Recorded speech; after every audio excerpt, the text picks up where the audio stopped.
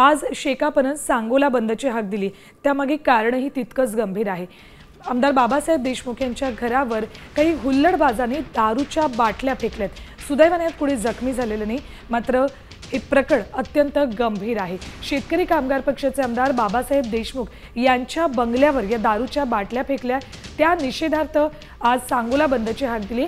काल सांगोल्यामध्ये भाजपची रॅली होती आणि या रॅली दरम्यानच काही हुल्लडबाजांनी बाबासाहेब देशमुख यांच्या बंगल्यावर दारूच्या बाटल्या फेकल्याचा आरोप करण्यात आलाय।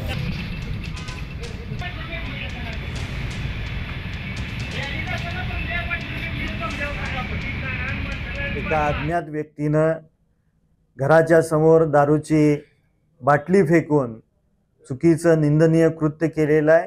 हे वेदनादायक आहे।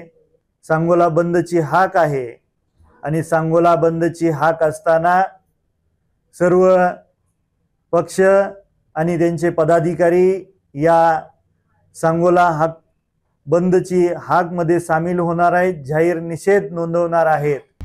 आता isakal.com आहे देशातील नंबर 1 ची मराठी न्यूज वेबसाईट। प्रत्येक अपडेटसाठी isakal.com ला नक्की भेट द्या।